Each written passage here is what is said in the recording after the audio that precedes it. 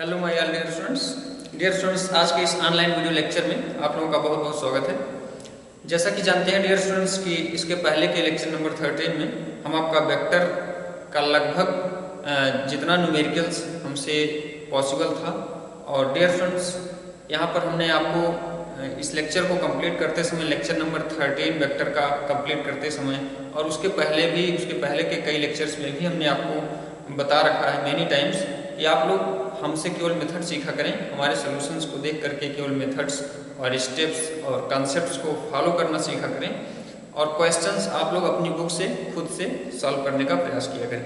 तो dear students, हम लगभग सब टाइप के क्वेश्चंस आपके फ्रंट में एक्सप्लेन कर चुके हैं इसके पहले के लेक्चर्स में, तो आपका वेक्टर जो है कंप्लीट हो चुका। अब डियर स्टूडेंट्स, आज के इस ऑनलाइन वीडियो लेक्चर में हम आपका नया चैप्टर स्टार्ट करेंगे, नए चैप्टर का इंट्रोडक्शन देंगे, जिसमें डियर स्टूडेंट्स जिसका नाम है काइनेमैटिक्स। ठीक है, तो काइनेमैटिक्स डियर स्टूडेंट्स, मैकेनिक्स में या मैकेनिक्स का और काइनेमैटिक्स में क्या डिफरेंस है, ये हम थोड़ा सा आपको इंट्रोड्यूस करेंगे। तो इसमें डियर स्टूडेंट्स आपका नेक्स्ट चैप्टर आपका इरर और डायमेंशन और वेक्टर, ठीक है, इन सब चैप्टर्स को कंप्लीट करने के बाद डियर स्टूडेंट्स आज का ये जो है इंट्रोडक्टरी लेक्चर होगा आपके नेक्स्ट चैप्टर काइनेमैटिक्स का। ठीक है, तो काइनेमैटिक्स डियर स्टूडेंट्स क्या है, इसको हम सीखेंगे, इसको हम जानेंगे, और इसके पहले थोड़ा सा इंट्रोडक्शन हम देते हैं मैकेनिक्स का।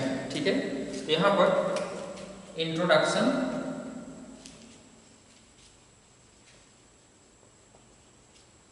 Introduction of mechanics and kinematics.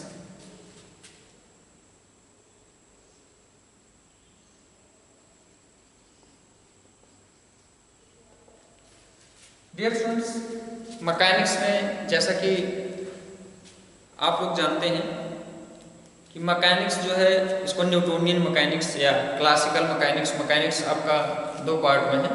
एक आपका क्लासिकल मैकेनिक्स या न्यूटोनियन मैकेनिक्स हो गया, और एक आपका क्वांटम मैकेनिक्स होता है। ठीक है, तो डियर स्टूडेंट्स यहाँ क्लास 11th में हम केवल और केवल क्लासिकल मैकेनिक्स या न्यूटोनियन मैकेनिक्स की बात करेंगे।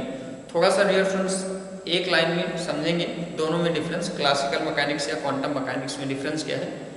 यहाँ पर डियर स्टूडेंट्स क्लासिकल मैकेनिक्स या आपका न्यूटोनियन मैकेनिक्स जिसको बोलते हो, इसमें डियर स्टूडेंट्स हम हमेशा जो भी ऑब्जेक्ट्स जैसे मोशन हो गया है ना, वैसे तो हम ऑर्डिनरी बेसिकली आपका मैकेनिक्स में हम ऑब्जेक्ट की या पार्टिकल्स की, बॉडीज की मोशन ही स्टडी करते हैं। ठीक है, motion of bodies, motion of particles we will study in mechanics. But dear students यहाँ पर हम इन पार्टिकल्स के स्पीड, इन ऑब्जेक्ट के, इन बॉडीज के स्पीड की बात हम नहीं कर रहे हैं कि इनकी स्पीड हम कितनी रख रहे हैं। ठीक है, यहाँ पर डियर स्टूडेंट्स हम आपको अगर डिफरेंस करें कि क्वांटम मैकेनिक्स या क्लासिकल मैकेनिक्स में डिफरेंस क्या है, तो क्वांटम मैकेनिक्स में डियर स्टूडेंट्स पार्टिकल्स की, उसमें भी हम पार्टिकल्स को सपोज करते हैं, पार्टिकल्स या बॉडीज या ऑब्जेक्ट, उसमें डियर स्टूडेंट्स हम जो भी कॉन्सेप्ट, जो भी रिजल्ट हम डिस्कस करते हैं किसी भी पार्टिकल से रिलेटेड या किसी भी कोई भी कॉन्सेप्ट जो भी डिस्कस करते हैं डियर स्टूडेंट्स, उसमें हम या मोशन की बात करते हैं, मोशन ऑफ पार्टिकल्स में, तो उसमें हम हमेशा स्पीड ऑफ लाइट से ग्रेटर या स्पीड ऑफ लाइट के आसपास की वेलोसिटीज तक के पार्टिकल्स का जो है स्टडी करते हैं क्वांटम मैकेनिक्स में।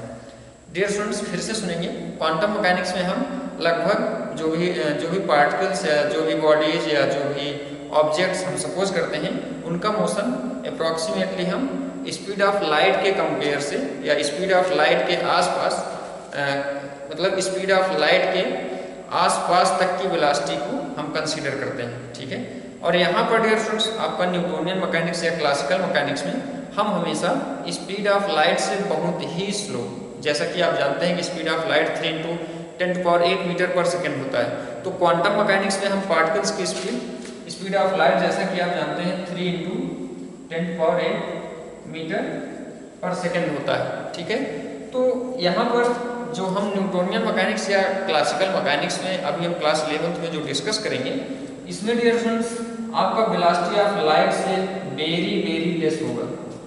आपका v जो होगा या very very less to c होगा। ठीक है, very very less than c।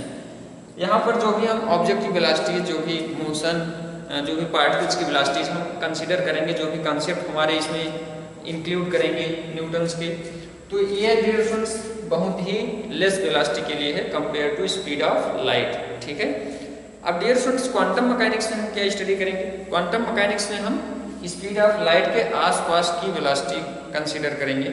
इन सब इस मतलब कि इसमें हम कह सकते हैं कि आपका जो भी बॉडीज होगी या जो भी ऑब्जेक्ट होगा या जो भी पार्टिकल होगा, इसकी स्पीड हम लगभग स्पीड ऑफ लाइट के आसपास के कंसीडर करेंगे। स्पीड ऑफ लाइट के नियर अबाउट हम कंसीडर करेंगे।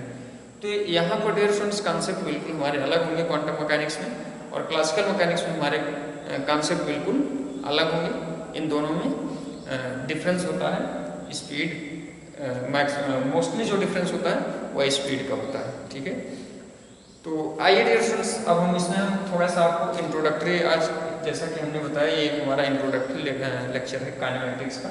तो मैकेनिक्स में डियर स्टूडेंट्स हम हमेशा मोशन की बात करते हैं। ठीक है, मोशन ऑफ बॉडीज या मोशन ऑफ पार्टिकल्स।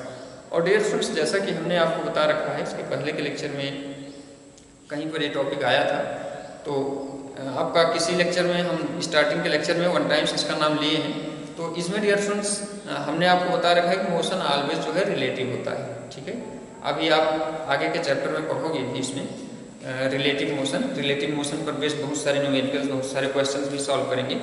तो dear students motion is always relative. Motion हम हमेशा किसी ऑब्जेक्ट का मोशन, किसी पार्टिकल का मोशन, किसी बॉडी का मोशन जो है किसी फिक्स्ड ऑब्जेक्ट या किसी फिक्स्ड अभी हम जिसको अभी कोऑर्डिनेट सिस्टम बोलेंगे या कार्टेशियन सिस्टम बोलेंगे, हमेशा हम एक फिक्स्ड रेफरेंस बॉडी, इसको हम रेफरेंस बॉडी भी कह सकते हैं, फिक्स्ड रेफरेंस बॉडी के रिस्पेक्ट में हम किसी बॉडी का मोशन जो है फाइंड आउट करते हैं। ठीक है, कोई भी ऑब्जेक्ट, किसी भी ऑब्जेक्ट या किसी भी बॉडी का मोशन या रेस्ट की पोजीशन हम डिसाइड करते हैं कि डियर स्टूडेंट्स किसी फिक्स्ड रेफरेंस बॉडी, ठीक है, फिक्स्ड रेफरेंस बॉडी का जो कोऑर्डिनेट होता है वो हमारा x, y, z होता है in case of 3D, in case of 3D। और डियर स्टूडेंट्स यहाँ पर एक रेफरेंस पॉइंट, अभी हम इन सबको आगे डिस्कस करेंगे, यहाँ पर एक रेफरेंस पॉइंट हमारा O होता है। इसी रेफरेंस पॉइंट, इसी रेफरेंस बॉडी, इसी रेफरेंस फ्रेम के रिस्पेक्ट में हम किसी बॉडी को फाइंड आउट या किसी बॉडी को ऑब्जर्व करते हैं कि वह बॉडी जो है मोशन में है या वह बॉडी जो है रेस्ट की पोजीशन में। तो dear students motion is always relative. ठीक है, तो इसमें डियर स्टूडेंट्स आई होप आपको कुछ क्लियर हो गया होगा कि मैकेनिक्स में किसको बोल रहे हैं। तो मैकेनिक्स में डियर स्टूडेंट्स हम हमेशा मोशन ऑफ बॉडीज डिस्कस करते हैं, और मोशन ऑफ बॉडीज को डिस्कस करने के लिए डियर स्टूडेंट्स हमको चाहिए पोजीशन और टाइम। ठीक है, हमको किसी ऑब्जेक्ट की मोशन डिस्कस करने के लिए क्या चाहिए? Motion of body, motion of body या पार्टिकल या कोई ऑब्जेक्ट हो, इसको डिस्कस करने के लिए हमको चाहिए पोजीशन एंड टाइम। ठीक है, हमको चाहिए पोजीशन एंड टाइम। तो डियर स्टूडेंट्स किसी भी ऑब्जेक्ट की पोजीशन या किसी पार्टिकल की पोजीशन हम फाइंड आउट करते हैं, जैसा कि अभी हमने आपको बताया कि एक इसको हम कार्टेशियन सिस्टम भी बोलते हैं या इसको कोऑर्डिनेट सिस्टम बोलते हैं। ठीक है, या इसको फ्रेम रेफरेंस बोलते हैं कभी कभी। तो यह किसी एक फिक्स्ड बॉडी का या किसी एक फिक्स्ड बॉडी का ये फ्रेम रेफरेंस है। ठीक है, अब डियर फ्रेंड्स इसी के कंपेयर, इसी के रिस्पेक्ट में हम किसी बॉडी का मोशन या रेस्ट की पोजीशन का पता लगाते हैं। ठीक है, ऑब्जर्व करते हैं। तो यहाँ पर हम आपका मैकेनिक्स में हमेशा मोशन ही स्टडी करेंगे। ठीक है, मोशन ऑफ एनी ऑब्जेक्ट और बॉडी। ठीक है, तो ये आपका मैकेनिक्स होता है। इसमें डियर स्टूडेंट्स पोजीशन कैसे फाइंड आउट करते हैं? पोजीशन आपका ध्यान देंगे, इसी फिक्स्ड रेफरेंस बॉडी के रिस्पेक्ट में हम मोशन किसी ऑब्जेक्ट का फाइंड आउट करते हैं। ठीक है, हम किसी भी ऑब्जेक्ट का मोशन ऑब्जर्व करेंगे इस रेफरेंस फिक्स्ड बॉडी के रिस्पेक्ट में। ठीक है, तो आई होप आपको मैकेनिक्स पता चल गया होगा डियर फ्रेंड्स कि यहाँ पर मैकेनिक्स का यहाँ पर मैकेनिक्स की डिफिनीशन आपको क्लियर हो गई होगी, मैकेनिक्स क्या है। ठीक है, मैकेनिक्स में हम हमेशा जिक्र करेंगे स्पीड ऑफ एनी ऑब्जेक्ट और particle is very very less to speed of light. ठीक है, अब डियर स्टूडेंट्स ये आपका इंट्रोडक्शन हो गया मैकेनिक्स का। नेक्स्ट है काइनेमैटिक्स। ठीक है, नेक्स्ट आपका क्या है, काइनेमैटिक्स। काइनेमैटिक्स क्या है डियर स्टूडेंट्स, काइनेमैटिक्स में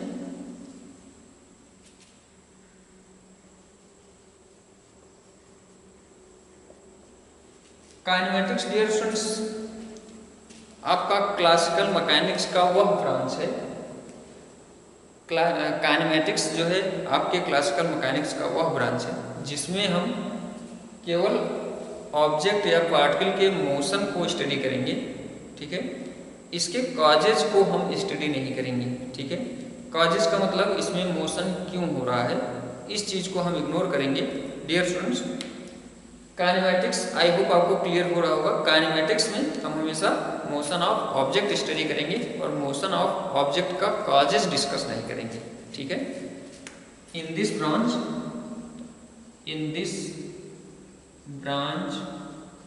ऑफ फिजिक्स, इसको नोट कर सकते हैं, we will study only motion of object और particle, not causes of motion.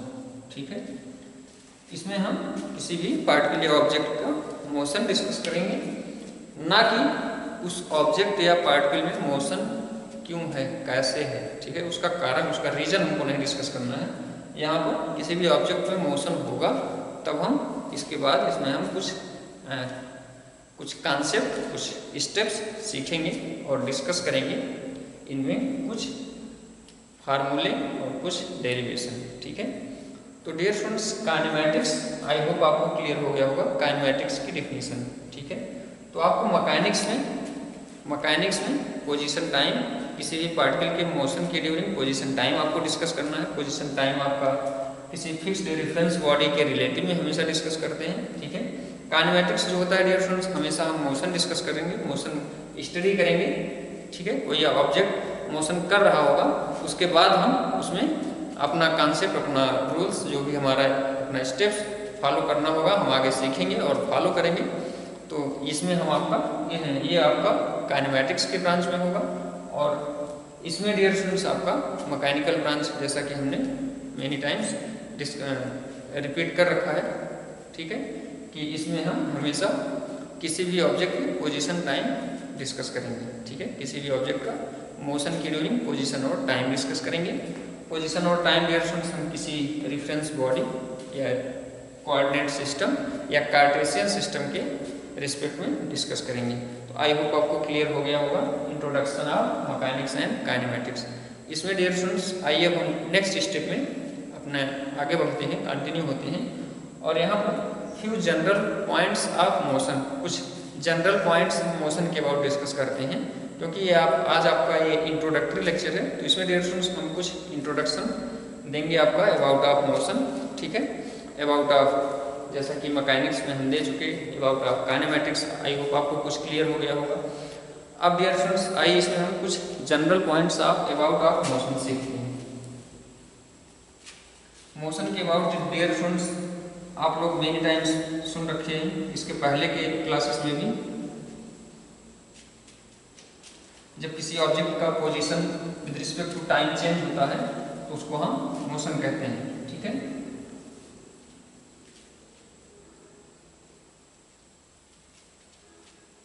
अब डियर फ्रेंड्स हमारी नेक्स्ट हेडिंग होगी some general points of about of motion, about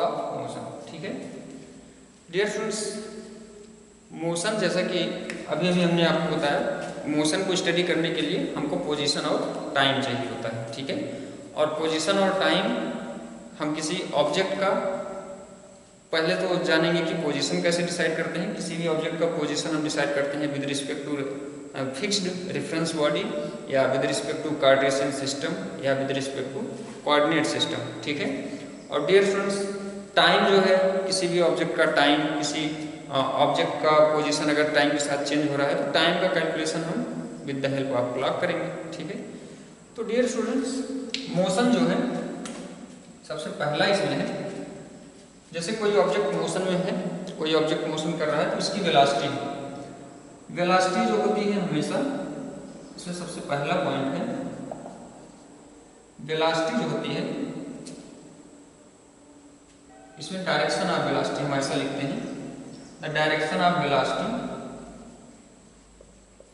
direction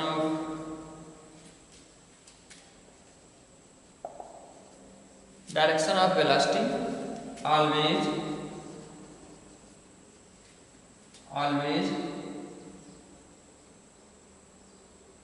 becomes into the direction of motion। ठीक है dear students, जैसे कोई object या कोई बॉडी आपकी मूव कर रही है किसी डायरेक्शन में, तो जिस डायरेक्शन में आपकी बॉडी या ऑब्जेक्ट मूव कर रहा है, ठीक है, उसी की डायरेक्शन में डियर स्टूडेंट्स, वही डायरेक्शन, जिस डायरेक्शन में कोई ऑब्जेक्ट या वेलोसिटी मूव कर रहा है, वही डायरेक्शन आपका डायरेक्शन ऑफ वेलोसिटी होता है। ठीक है, ये आपका अबाउट ऑफ मोशन पहला पॉइंट है। ठीक है, अगर डियर स्टूडेंट्स कोई ऑब्जेक्ट इस डायरेक्शन में मूव कर रहा है तो यहाँ पर वेलोसिटी की डायरेक्शन भी आपकी यही होगी। ठीक है, आई होप आपको पहला रूल्स क्लियर हो गया होगा। लेकिन डियर फ्रेंड्स, अगर हम दूसरे पॉइंट्स में बात करें डायरेक्शन ऑफ एक्सीलरेशन की, डायरेक्शन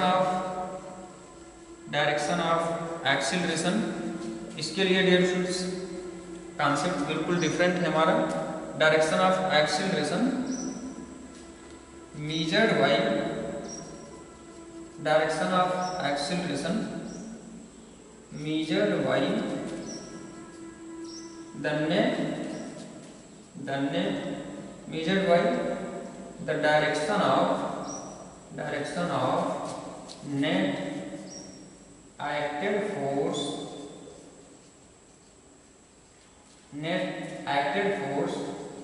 on the body। ठीक है, on the body। Dear students, अगर कोई ऑब्जेक्ट मोशन में है, ठीक है, अगर उसमें एक्सीलरेशन है तो एक्सीलरेशन का डायरेक्शन आप कैसे फाइंड आउट करोगे? एक्सीलरेशन का डायरेक्शन आप उस बॉडी पर एक्टेड नेट फोर्स का डायरेक्शन फाइंड आउट कर लोगे तो उस बॉडी का ये एक्सीलरेशन हो जाएगा। ठीक है, आई होप आपको सेकेंड पॉइंट क्लियर हो गया होगा। जैसे डियर स्टूडेंट्स, कोई हमारे पास ये मोशन गिवन है किसी पार्टिकल का, ये हमारे पास सपोज कर लेते हैं किसी पार्टिकल का मोशन गिवन है, तो अगर यहाँ डियर स्टूडेंट्स हम किसी पॉइंट P पर या किसी पॉइंट P पर हम किसी पार्टिकल का जिसका मोशन का ये कर्व दिया है या इसका पाथ दिया है, तो इस पर अगर हमको डायरेक्शन फाइंड आउट करना है तो हम क्या करेंगे, यहाँ पर एक टेंजेंशियल लाइन ड्रा कर देंगे, या क्या करेगा, या डायरेक्शन ऑफ वेलोसिटी हो जाएगा। ठीक है डियर स्टूडेंट्स, यह पार्टिकल का डायरेक्शन किस डायरेक्शन में मूव कर रहा है, जिस डायरेक्शन में यह पार्टिकल मूव कर रहा होता है वह डायरेक्शन ऑफ वेलोसिटी होता है, जैसा कि हमने पहले पॉइंट में आपके फ्रंट में लिख रखा है। अगर इसका एक्सीलरेशन फाइंड आउट करना है, जैसे हम पॉइंट P पर इसकी वेलोसिटी फाइंड आउट करना चाह रहे थे, तो हमने एक टेंजेंशियल लाइन यहाँ से ड्रा कर दिया और टेंजेंशियल लाइन जो है इसका डायरेक्शन वेलोसिटी का डायरेक्शन रिप्रेजेंट करेगी। ठीक है, लेकिन डियर फ्रेंड्स, यहाँ पर एक्सीलरेशन का डायरेक्शन अगर आपसे पूछा जाए, ठीक है, तो यहाँ से देखें तो इस पर नेट एक्टेड फोर्स, क्योंकि पार्टिकल इधर मूव कर रहा है, ठीक है, तो इस पर यहाँ पर ये एंगल थीटा है, तो यहाँ से देखें तो इसका इस पर net acted force into direction of this vector होगा, ठीक है। तो एक्सेलरेशन भी आपका इसी डायरेक्शन में होगा। किस डायरेक्शन में? जिस डायरेक्शन में इस पर नेट एक्टेड फोर्स का डायरेक्शन जो होगा वही डायरेक्शन आपका एक्सेलरेशन का होगा, ठीक है। यहाँ वेक्टर ए का डायरेक्शन ही आपका नेट एक्टेड फोर्स का डायरेक्शन भी होगा।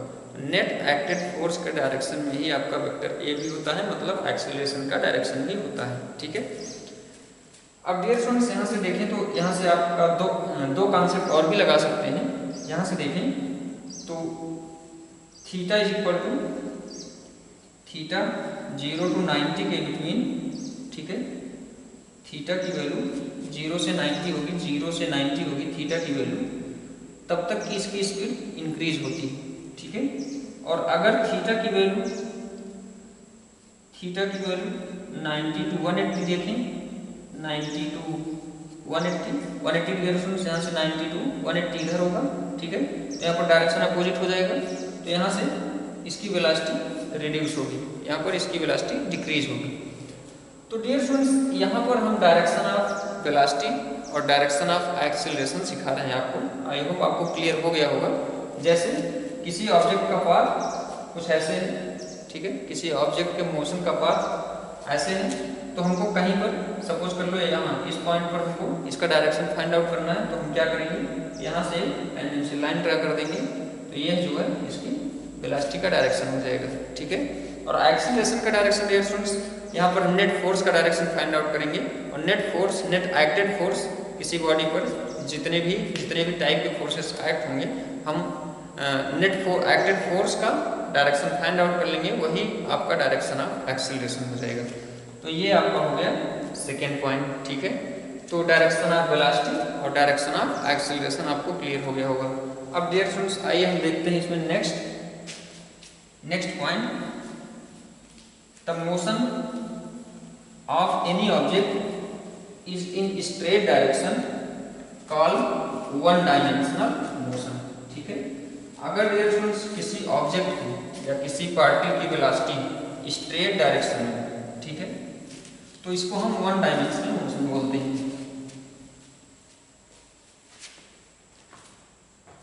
यहां से नेक्स्ट थर्ड पॉइंट हमारा है, if motion of any object और particle is straight direction, then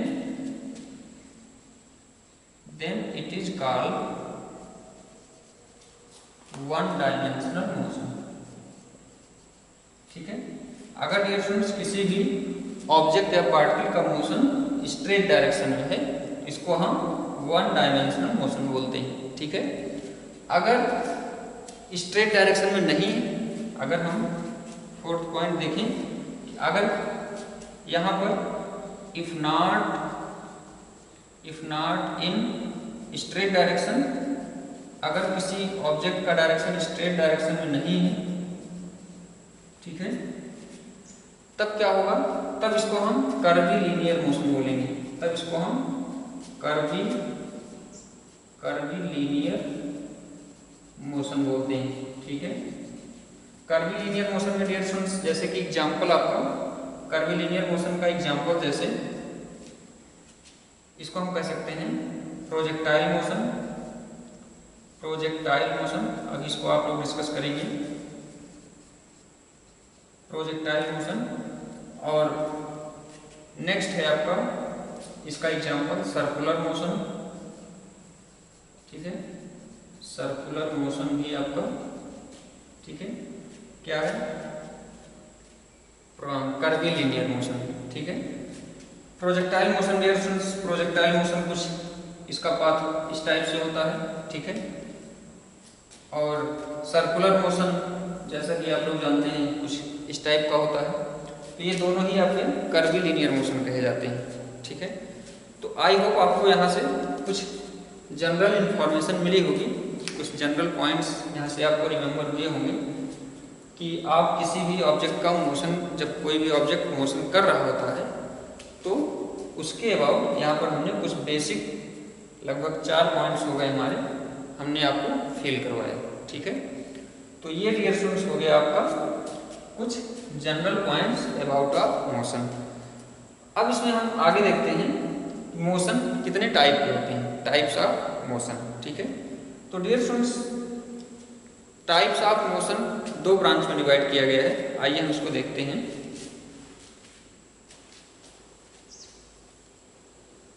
अब हम इसमें देखते हैं टाइप्स ऑफ मोशन।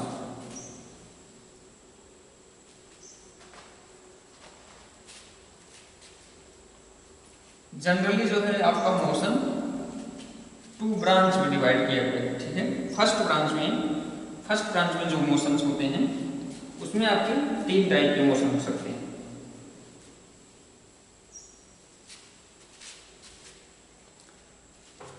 जनरली जो है मोशन आपको 2 ब्रांच में डिवाइड किए गए हैं। ठीक है, फर्स्ट ब्रांच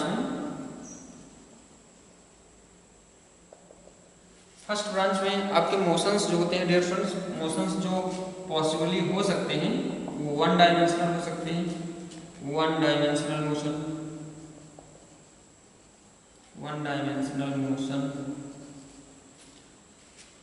दूसरा 2 डायमेंशनल हो सकते हैं। अभी हम इन सब को डियर स्टूडेंट्स 1 बाय 1 डिस्कस करेंगे अपकमिंग लेक्चर्स में। 2 डायमेंशनल मोशन भी हो सकता है आपका। ठीक है, और थर्ड जो पॉसिबल है 3 डायमेंशनल मोशन हो सकता है। ठीक है, 3 डायमेंशनल मोशन तक ही आपका पॉसिबल है। ठीक है, मोशन में आपके टोटल 3D तक पॉसिबल है। आपके मोशन जो है फर्स्ट ब्रांच में 3 हमने देख लिए, एक 1D, एक 2D और एक 3D। अब डियर स्टूडेंट्स सेकेंड ब्रांच में हम देखते हैं। सेकेंड ब्रांच में हमारा जो पॉसिबल टाइप्स ऑफ मोशन जो हो सकते हैं, ठीक है, इसमें पहला है यूनिफॉर्म मोशन या यूनिफॉर्मली मोशन भी कह सकते हैं। यूनिफॉर्मली कह देते हैं। सेकेंड जो होता है डियर स्टूडेंट्स आपका यूनिफॉर्मली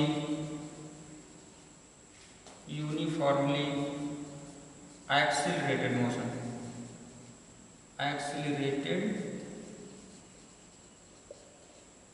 मोशन। ठीक है, थर्ड होता है डियर स्टूडेंट्स इसमें नॉन यूनिफॉर्मली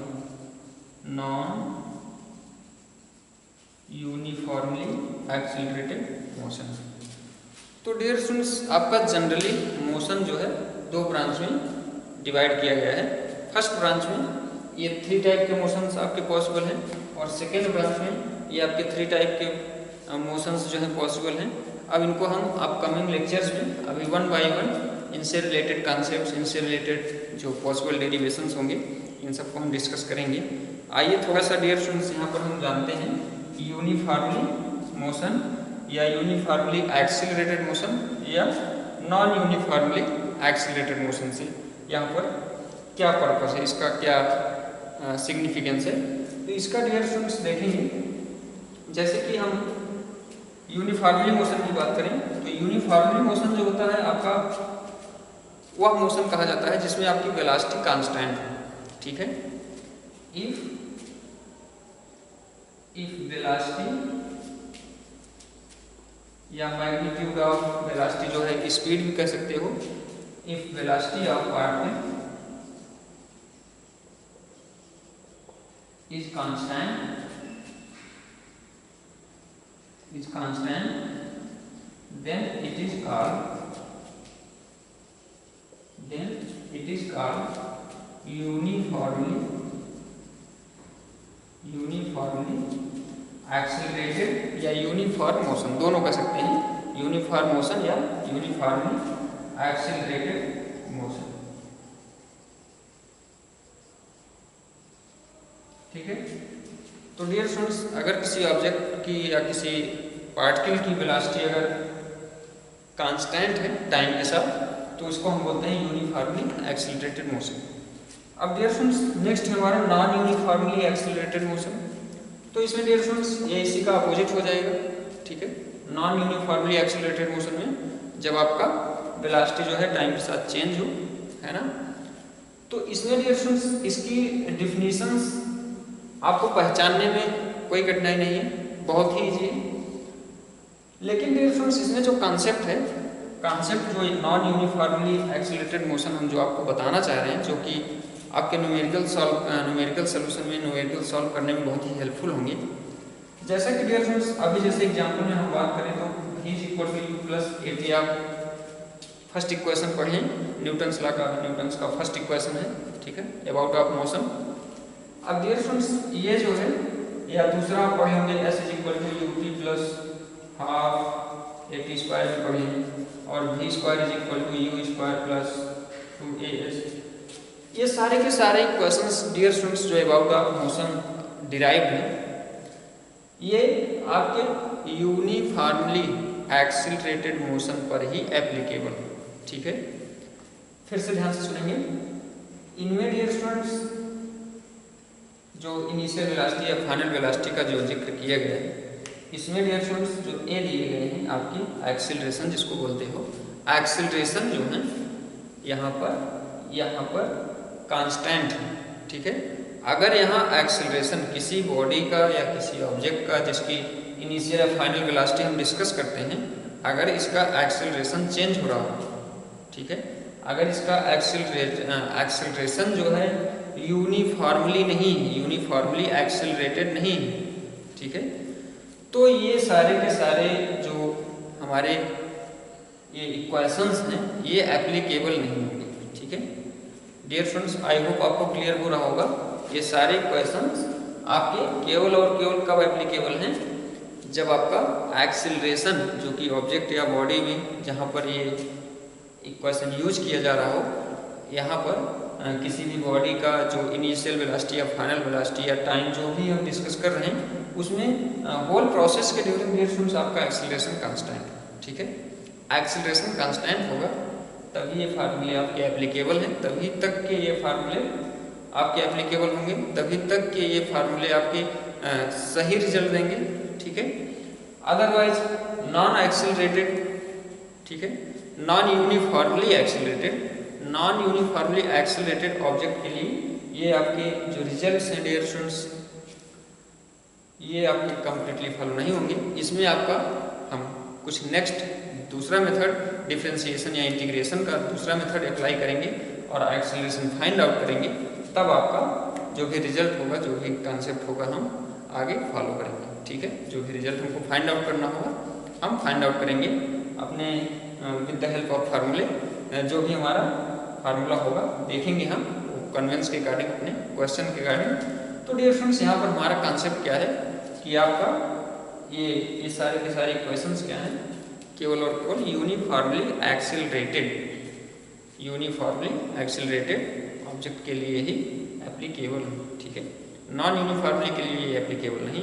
तो डियर स्टूडेंट्स, आज के इस ऑनलाइन वीडियो लेक्चर को हम यहीं पर स्टॉप करेंगे। ये आपका इंट्रोडक्टरी पार्ट था आपका काइनेमैटिक्स और मैकेनिक्स में, ठीक है। तो आई होप आपको काइनेमैटिक्स का कुछ कॉन्सेप्ट क्लियर हुआ होगा और मैकेनिक्स भी हमने कुछ इसमें डिस्कस किया है। तो डियर स्टूडेंट्स, अभी हम इन सभी क्वेश्चंस को वेरीफाई भी करेंगे, डिस्कस भी करेंगे। तो ये तो आज का लेक्चर जो था हमारा थोड़ा सा इंट्रोडक्टरी पार्ट था, तो इसमें हम मैक्सिमम इंट्रोड्यूस किए हैं, आपको इंट्रोडक्शन दिए हैं आपको काइनेमैटिक्स और मैकेनिक्स के बाद। तो आई होप आपके माइंड में कुछ फ्रेम सेट हो गया होगा इसमें हम क्या डिस्कस करने वाले हैं, है ना। तो अपकमिंग लेक्चर्स में हम आपके सिलेबस के अकॉर्डिंग आपके न्यूमेरिकल्स और क्वेश्चंस या डेरिवेशंस या थ्योरी सब हम इंक्लूड करते रहेंगे, ठीक है। आप लोग वीडियोज सिक्वेंशियली देखें, तभी आपके कॉन्सेप्ट क्लियर होंगे। तो आप लोग क्वेश्चंस ज़रूर सॉल्व करने का ट्राई करते रहें, ठीक है। जो भी चैप्टर्स आप लोग पढ़ लिए हैं वो भी, और जो चैप्टर्स अभी आप लोग पढ़ेंगे इन सब के ज़्यादा से ज़्यादा न्यूमेरिकल्स आप लोग सॉल्व करें, ठीक है। तो आज के इस लेक्चर को हम यहाँ पर स्टॉप करते हैं। Thank you very much.